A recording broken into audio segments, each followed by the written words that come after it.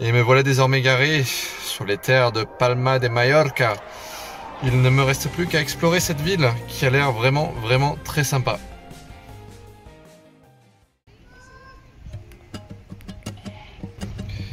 Alors Palma de Majorque est une ville qui a une longue histoire puisqu'elle a été fondée en 123 avant Jésus-Christ par l'Empire romain.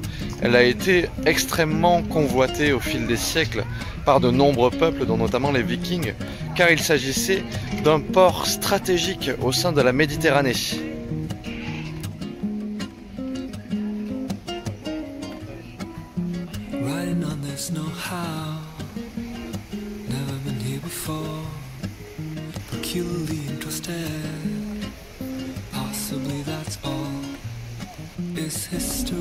La première impression donnée par cette ville de Palma de Majorque, c'est celle d'une douceur de vivre. On sent une sorte de sérénité, de calme. Ah, j'ai hâte d'en explorer un peu plus.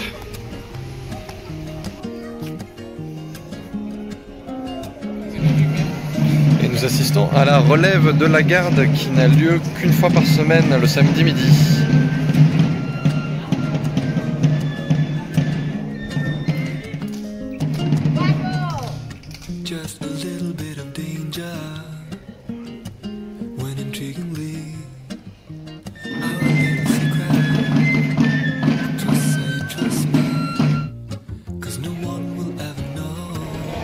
Alors la construction de la cathédrale de Majorque a commencé en 1229, suite à la décision prise par le roi d'Aragon de faire détruire l'ancienne grande mosquée de Lille, vestige du règne musulman. La construction de cette cathédrale s'est achevée en 1346, alors que le royaume de Majorque était en place.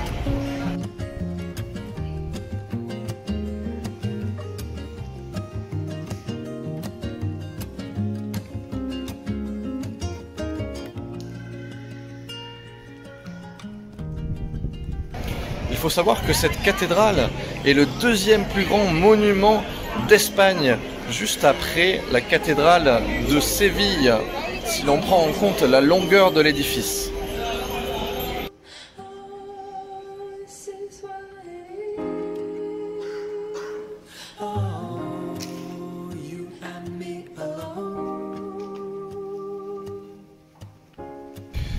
Vous remarquerez certaines originalités dans la cathédrale de Majorque. On les doit notamment à Antoni Gaudí, très célèbre à Barcelone, notamment pour la Sagrada Familia, qui a entrepris entre 1904 et 1915 des travaux de restauration de la cathédrale de Majorque.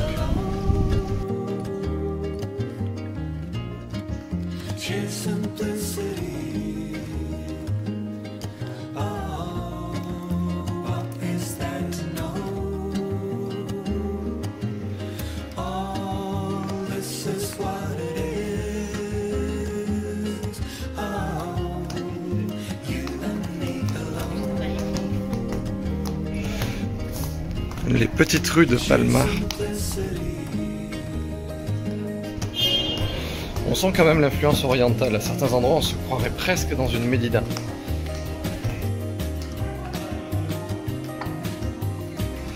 Et voici le Conseil insulaire de Majorque. Un très beau bâtiment.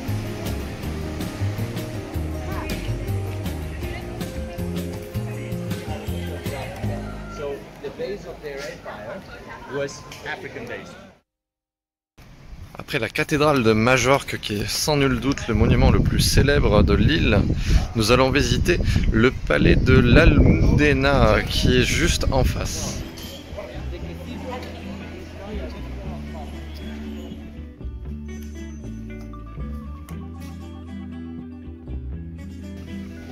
Alors le palais de l'Almudena, construit au XIIIe siècle, était un élément essentiel de la ville à l'époque musulmane. Il était le centre du noyau défensif de la Médina, ainsi que le siège du pouvoir politique.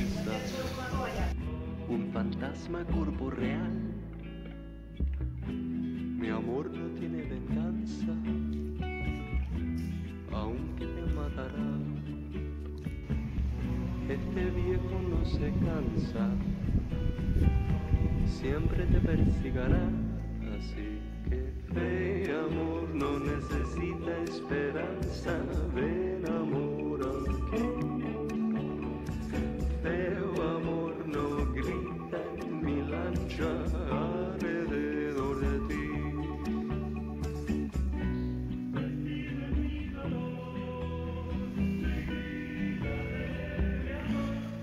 Très belle vue sur la cathédrale depuis la cour principale du palais.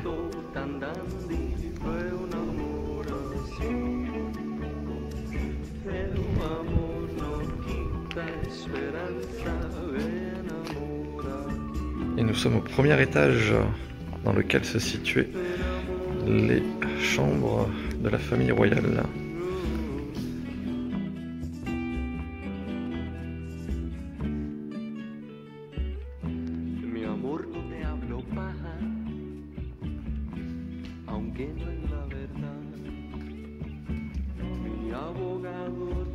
Une chambre qui marqua la fin du règne musulman, puisque c'est ici même que le roi musulman se rendit en 1229.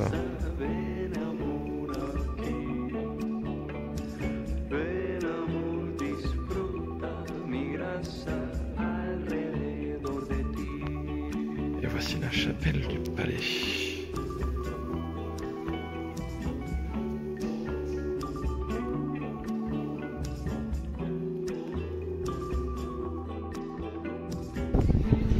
Alors pour la petite histoire, depuis plusieurs années j'ai pris une habitude, celle de ramener un cheval à ma fille Elisa de chacun des voyages que je fais. Et il se trouve que j'ai fait plusieurs boutiques de souvenirs et je n'ai absolument pas trouvé de cheval, c'était très compliqué. Et j'en ai trouvé un à la boutique du palais. Alors bon, c'était un peu cher pour ce que c'est, mais voilà, quand on aime, on ne compte pas. Explorons à présent les rues de la ville. Et puis enlevons aussi notre masque. Et voici l'église Sainte-Eulalie qui date du XIIIe siècle.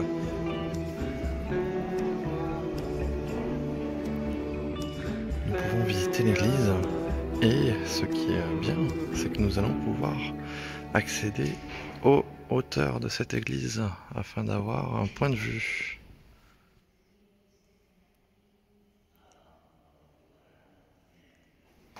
Allez, nous montons jusqu'aux hauteurs de l'église. Et là aussi, comme pour la cathédrale de Majorque, cette église aurait été bâtie sur le site d'une ancienne mosquée.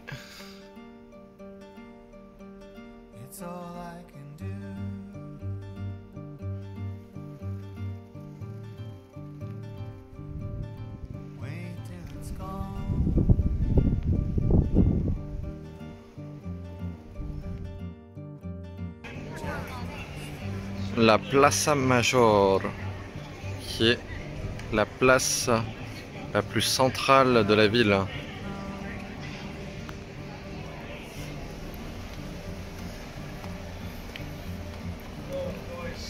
Bah quoi, faut bien que je me nourrisse. D'ailleurs, je goûte un parfum original, orange avec de la menthe. Ouais, c'est pas mal.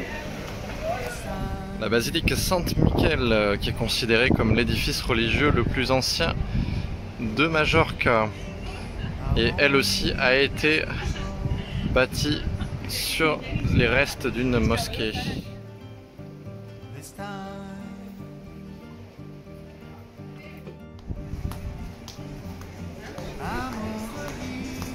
Nous sommes dans les rues commerçantes.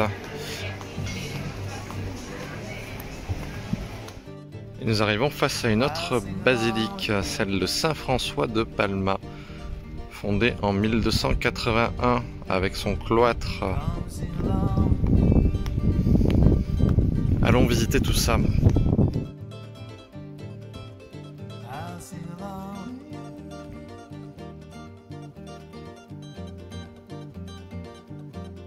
Il y a aussi un musée religieux qui accompagne la visite. La sacristie. Et nous sommes à l'intérieur de la basilique.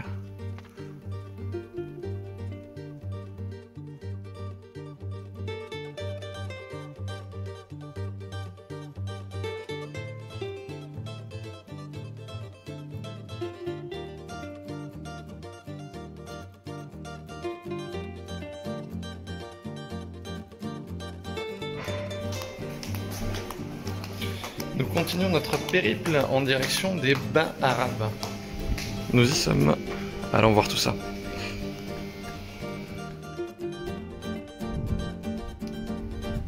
Les bains arabes sont l'un des rares vestiges de l'époque arabe de Palma. Ils datent du Xe siècle.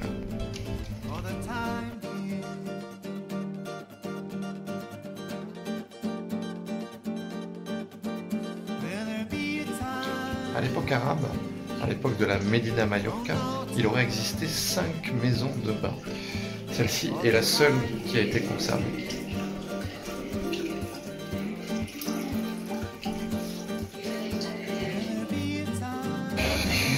Et nous partons vers une autre partie de la ville, l'église de Sant Nicolo, dans laquelle il semble y avoir un mariage.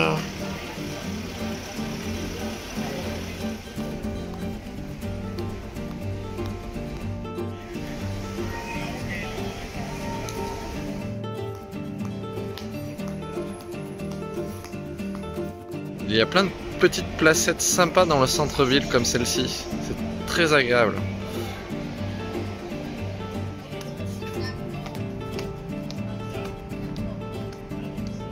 Et cet édifice, c'est la Loggia de Palma. C'est un édifice public du XVe siècle qui accueille régulièrement des expositions.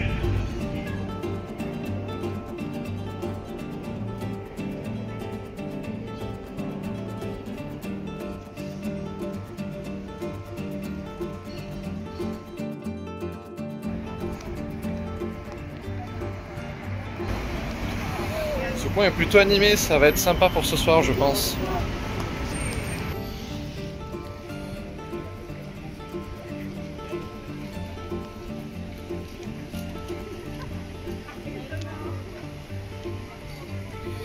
Et c'est à proximité des fortifications de la ville de Palma que se termine cette session journalière de visite donc dans cette ville somme toute très agréable de Palma. Une ville vraiment que j'ai pris beaucoup de plaisir à parcourir dans ces petites rues et avec tous ces beaux monuments qui sont à la fois un mélange d'Occident et d'Orient. C'était vraiment très très intéressant. Alors la journée continue malgré tout pour moi puisque je vais reprendre la voiture, je vais aller découvrir mon hôtel et puis après eh bien la soirée je vais découvrir la vie nocturne de Palma. Alors je sais pas ce que ça va donner en fait hein, bon voilà, on est en Espagne donc c'est censé bouger. Maintenant le Covid semble être encore pas mal présent avec les restrictions sanitaires, les masques. Donc bon, je vais bien voir ce qui m'attend et puis on va improviser.